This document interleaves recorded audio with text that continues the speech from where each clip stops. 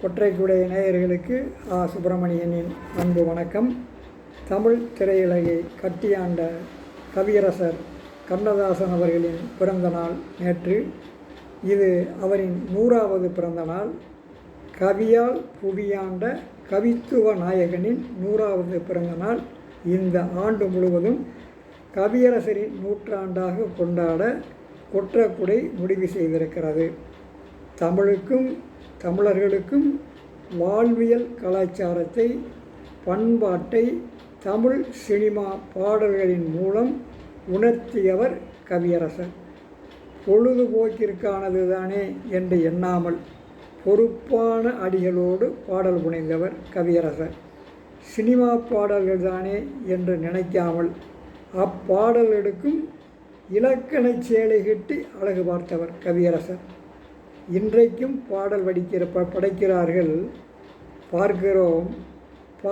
வாடையே இல்லாமல் வாடை கவிஞர்கள், பாவடிக்கும் கவிஞர்களை பார்க்கின்றோம்.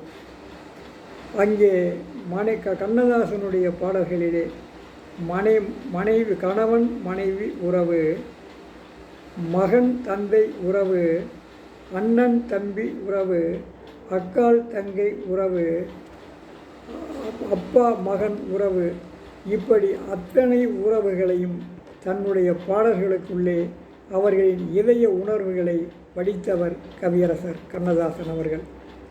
அந்த பாடல்களின் இன்றைக்கும் அவை கேட்கின்ற பொழுது நம் நெஞ்சங்களில் இன்பத்தை கொண்டு வந்து கூட்டிக் கொண்டிருக்கின்றது.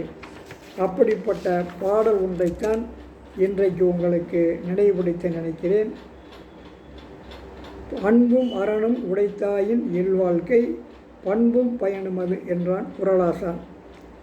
அன்புள்ள மனைவியும் கணவனும் எப்படி வாழ்ந்து காட்டுவார்கள், அந்த வாழ்க்கை எப்படி சிறப்பானதாக இருக்கும் என்பதை சொன்னான்.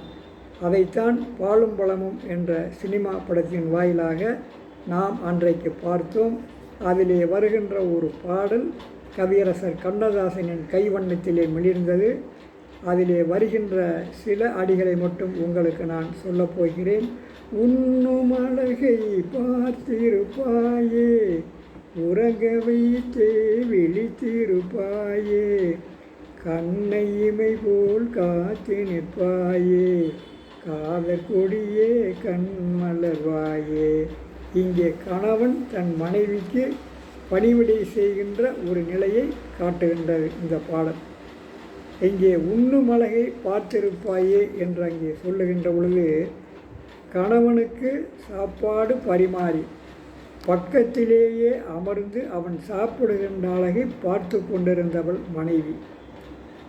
உறங்க வைத்தே விழித்திருப்பாய் என்று சொல்லுகிறான். பின் தூங்கி முன்னழுவாள் மனைவி என்று சொல்லுவார்கள். கணவன் தூங்கியதற்கு பிறகு வீட்டிலே எல்லா பணிகளையும் முடித்துவிட்டு அதற்கு பிறகு தூங்கி, இந்த கணவன் தூங்குகின்றவரை விழித்திருப்பாள் மனைவி என்பதை அங்கே எடுத்து சொல்லுகின்றவர்கள். கண்ணை இமை போல் காத்திருப்பாயே, கண்ணை இமை காப்பது போல ஒரு தூசு தும்பு கூட படாமல் தன் கணவனை காத்தவள் என்று சொல்லி, அப்படிப்பட்ட மனைவிக்கு கணவன் பணிவிடை செய்கின்ற அந்த காட்சிகளை அங்கே மிக அழகாக படைத்திருப்பார்கள். அந்த பாடல் இன்றைக்கு கேட்டாலும் நம்முடைய நெஞ்சமெல்லாம் இனிக்கின்ற ஒரு பாடலாக இருக்கிறது. தொடர்ந்து கவியரசரின் பாடல்களை பார்ப்போம். நன்றி, வணக்கம்.